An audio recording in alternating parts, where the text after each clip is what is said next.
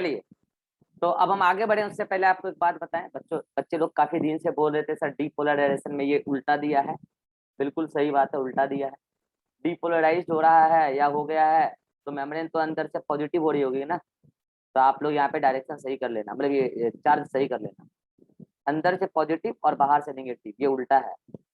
Notes में थोड़ा उल्टा हो गया है बनाने में। तो बाहर से नेगेटिव होगा और अंदर से पॉजिटिव होगा। ठीक है, तो ये आप लोग थोड़ा सही कर लेना। कई दिन से मैं बताने का सोच रहा था और ये भूल जा रहा था।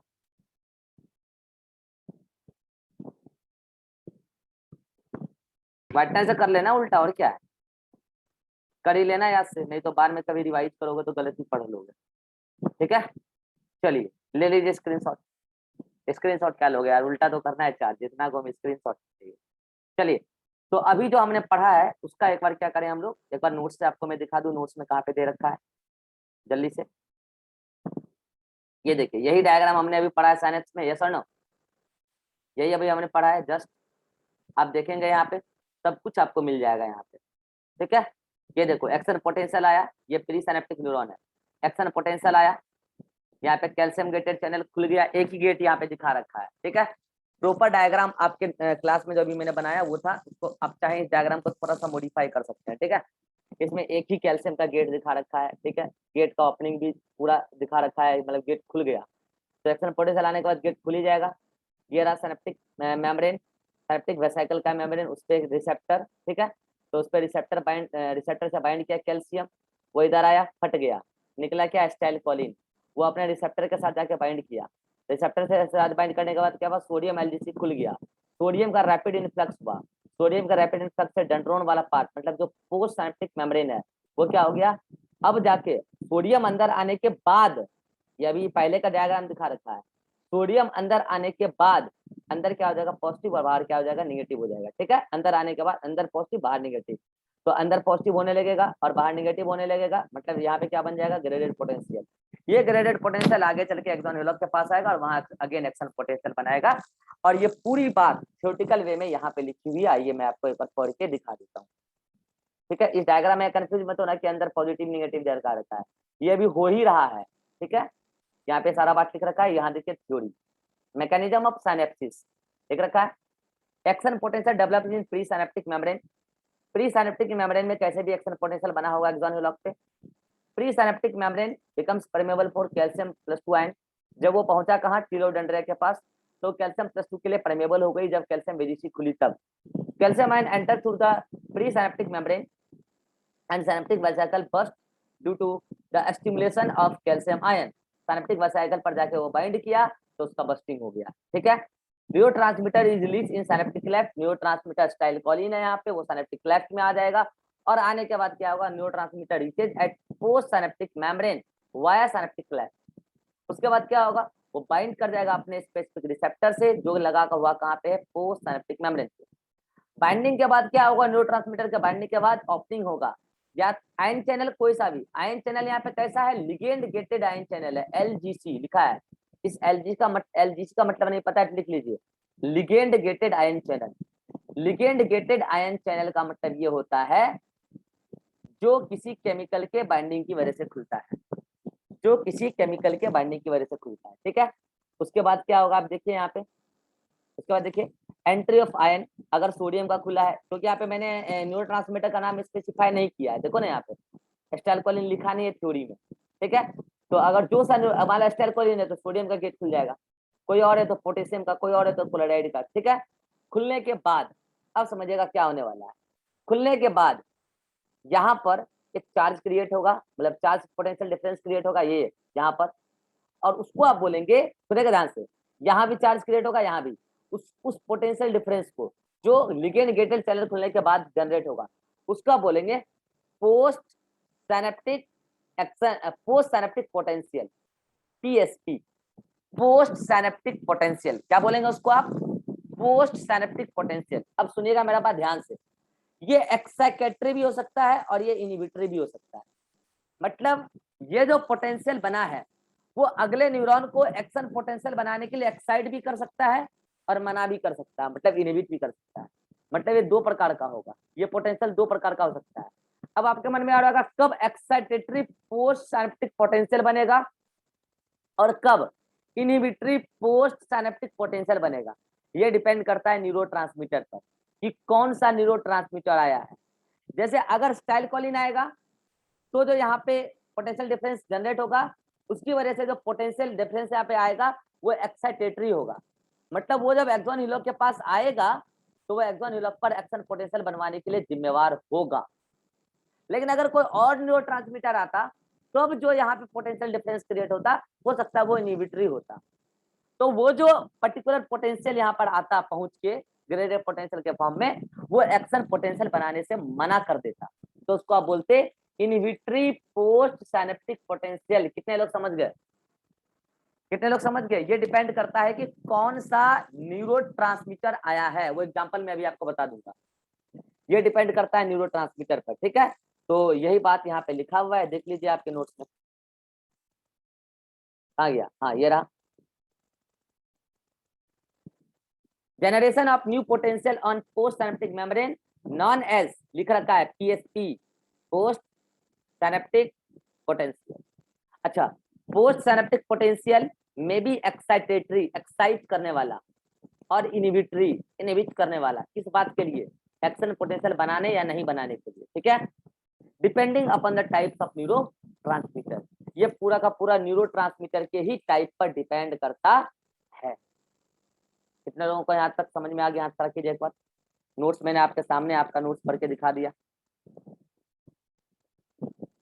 चलिए साहब, ठीक है। तो अब मैं आपसे दो चर्चा कर लूं एक बार थोड़ा सा, ठीक है। एक चर्चा होता है यहाँ पे डिप्रेशन का, ठीक है। एक चर्चा डिप्रेशन का होगा,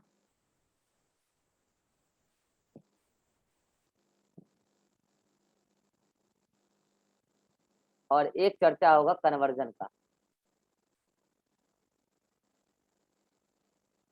इसको इंग्लिश में बोलते हैं मिर्गी। ये स्पेलिंग करेक्ट लिखा हुआ है, मिर्गी ऐसे थोड़ी होता है, आई थिंक ऐसे होता है मिर्गी। ये तो मिगरी लिख दी है, मिर्गी हिंदी होता है ना, आई थिंक ऐसे होना चाहिए। यार स्पेलिंग इसका गलत है मिर्गी का हिंदी, जो भी है। चलिए आपको बताते हैं बेसिक काउच क्या है मिर्गी का, और बेसिक काउच क्या है कन्वर्जन का। सुनिएगा, जब भी डिप्रेशन होता है ना तो दिस इज ड्यू टू, इधर देखेंगे सभी लोग, due to slow activity of central nervous system, that means brain, ठीक है। और ये जब भी होता है due to uncontrolled rapid activity of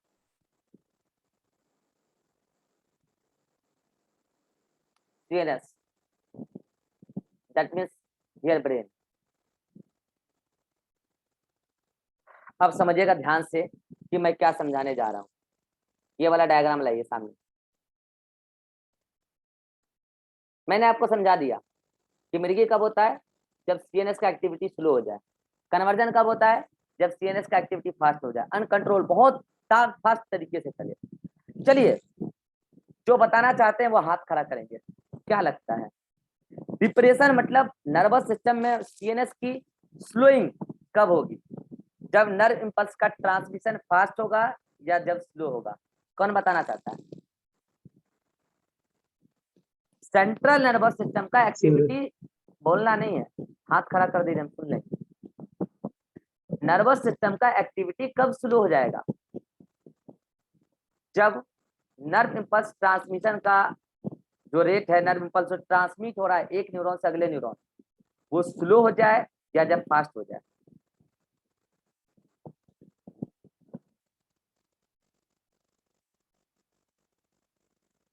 Shivanand बोलो। सर जब फास्ट हो जाए। बताना है जब फास्ट हो जाए। और कौन बोलना चाहता है यहाँ? अतीक बोलो। किसका माइक ऑन है? बंद करो। किसका माइक ऑन है? पहले बंद करो। किसका आवाज गड़गड़ कर रहा था भाई? हाँ बोलो। नर्व इम्पल्स का ट्रांसमिशन जब स्लो हो जाएगा। ट्रांसमिशन स्लो हो जाएगा। हर्ष तुम्हारा क्या कहना है? जब फास्ट होगा। जब फास्ट होगा। आधी जनता इसी बात में कंफ्यूज है। देखो बात बताओ, सीएनएस का एक्टिविटी स्लो करने के लिए नर्व इम्पल्स का ट्रांसमिशन फास्ट करके आप सीएनएस एक्टिविटी स्लो कैसे कर दोगे? मुझे एक बात, आपको पता है एक न्यूरॉन अगले न्यूरॉन को इम्पल्स देगा, वो अगले को देगा, वो अगले को देगा, जो सीएनएस को मैसेज पहुंचेगा। फिर सीएनएस एनालाइज करके किसी अगले न्यूरॉन को देगा, अगले को देगा, अगले को देगा, तो किसी इफेक्टर ऑर्गेन के पास आएगा। और अगर इसमें कंडक्शन की सॉरी ट्रांसमिशन की स्पीड हम फास्ट कर दें तो सीएनएस स्लो हो जाएगा। उल्टा फास्ट हो जाएगा कि स्लो हो जाएगा जी? उल्टा फास्ट हो जाएगा कि स्लो हो जाएगा? हाँ, अगर सीएनएस का एक्टिविटी स्लो करना है तो सीएनएस के अंदर जो एक न्यूरॉन अगले न्यूरॉन को इंपल्स भेज रहा है उसके बीच में थोड़ा सा डिले करा दो, और कुछ ज्यादा ही डिले करा दो। कितने लोग समझ गए कि ऐसा तब हो सकता है जब नर्व इंपल्स का ट्रांसमिशन स्लो हो जाए? हाथ खड़ा कीजिए, कितने लोग समझ गए बात? नर्व इंपल्स के ट्रांसमिशन स्लो होने की वजह से ऐसा हो सकता है, due to slow transmission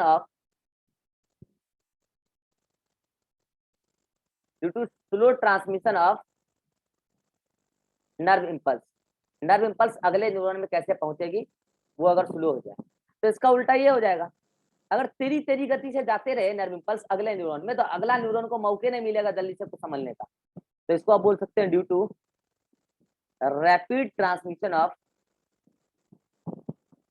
uncontrolled rapid transmission of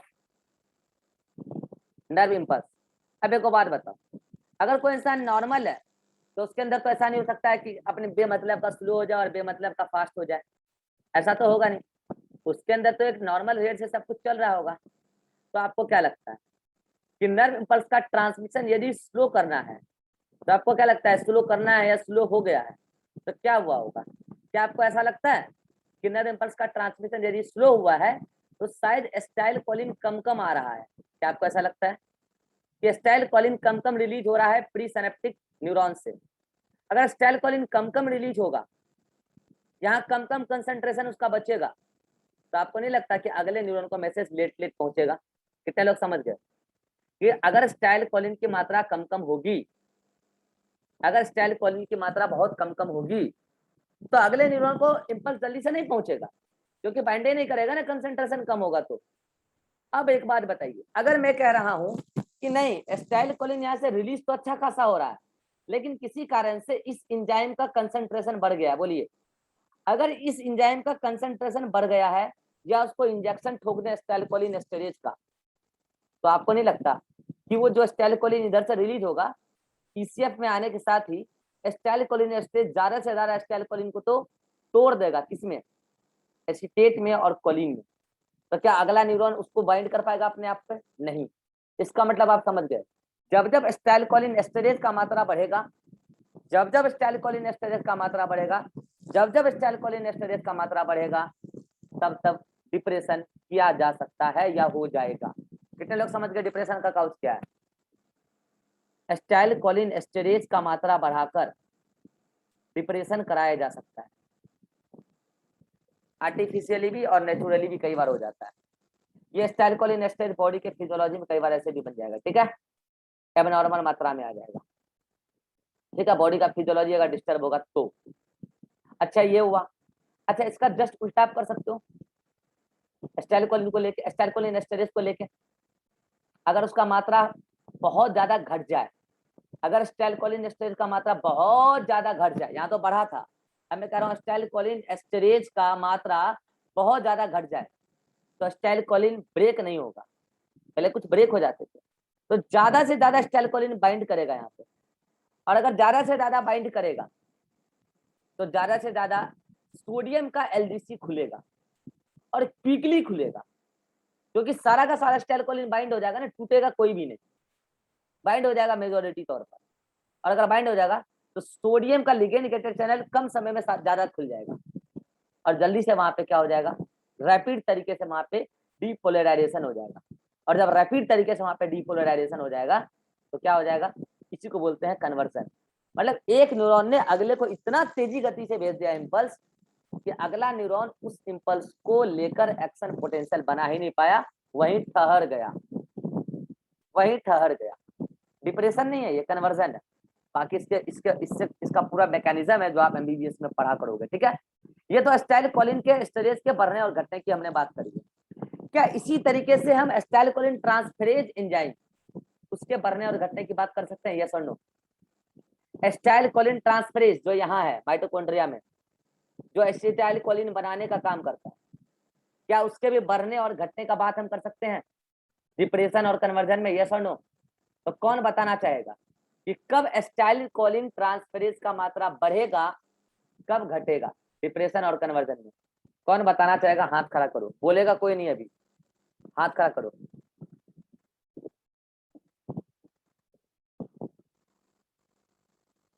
sir एक बार क्वेश्चन बोलिएगा। कब एसिटाइलकोलिन ट्रांसफेरेज का मात्रा बढ़ेगा और कब घटेगा डिप्रेशन या कन्वर्जन में?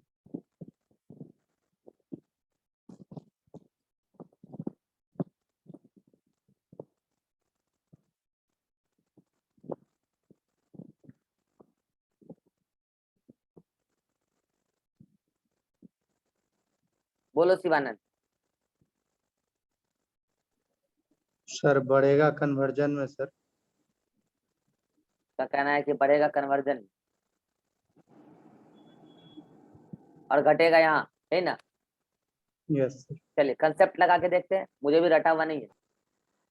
अगर एसिटाइलकोलिन की मात्रा, एसिटाइलकोलिन ट्रांसफेरेज की मात्रा घट जाए तो कम से कम एसिटाइलकोलिन बन के यहाँ आएगा, यस और नो?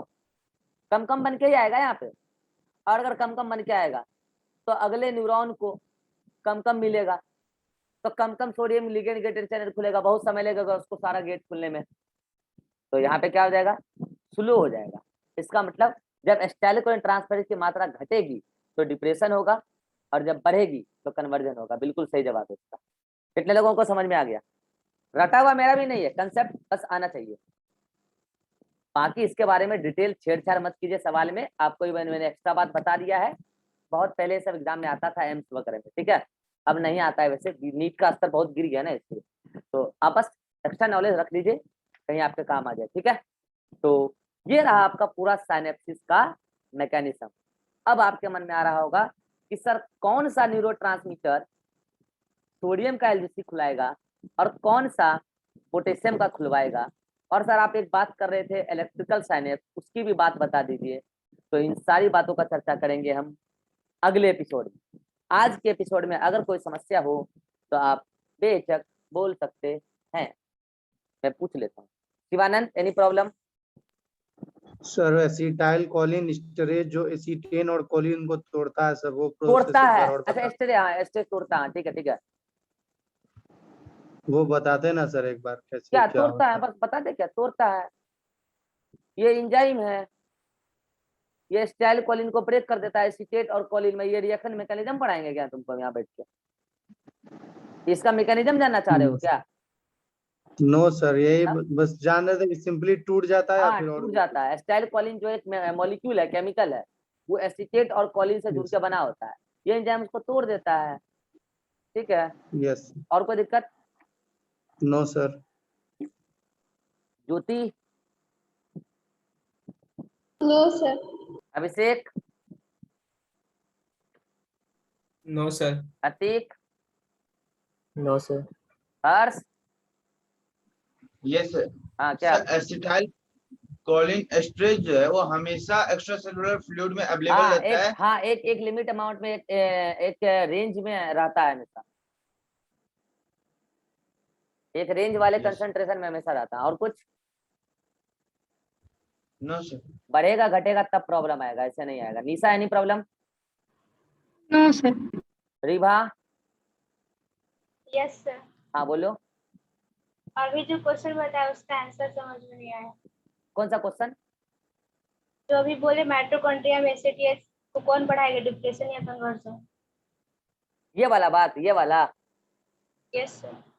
नीचे वाला समझ में आया? ये वाला, यस सर। ये वाला समझ में आ गया?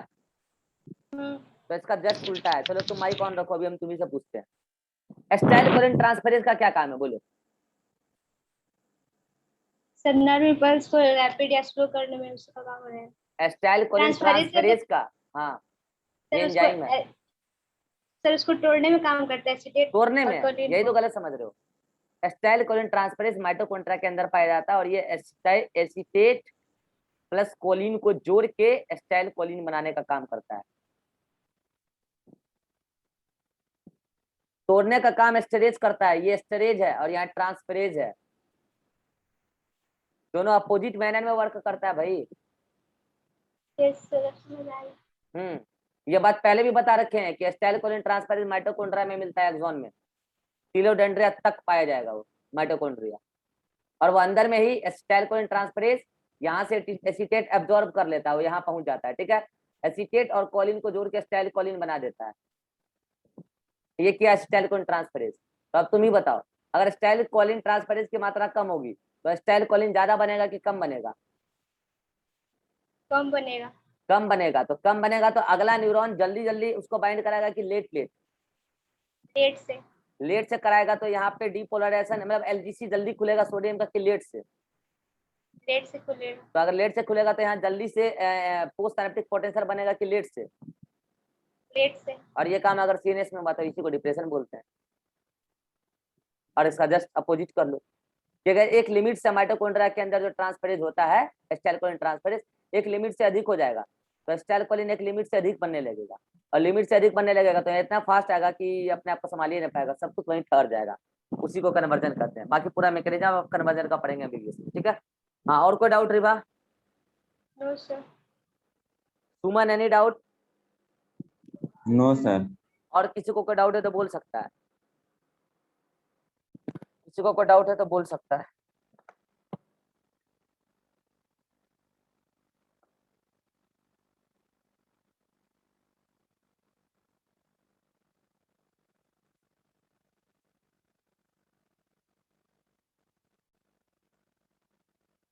चलिए होमवर्क लिखिए।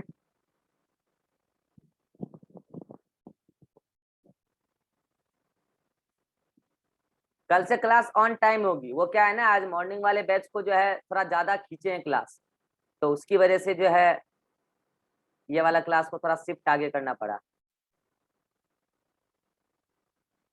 पेज नंबर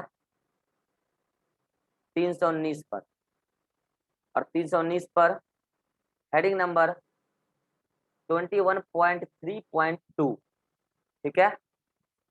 यहां से पेज नंबर 320 पर, यहां पर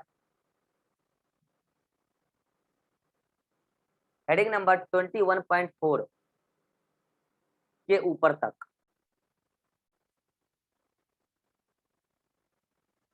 चलिए स्क्रीनशॉट ले जाओ होमवर्क का, ये पढ़ के आइएगा, तब कल हम बात करेंगे इलेक्ट्रिकल सिनेप्स की, और केमिकल सिनेप्स और इलेक्ट्रिकल सिनेप्स में अंतर भी देखेंगे, और कुछ वो केमिकल देखेंगे न्यूरोट्रांसमीटर जो एक्साइट भी कर सकता है अगले न्यूरॉन को और जो इनहिबिट भी कर सकता है, ठीक है।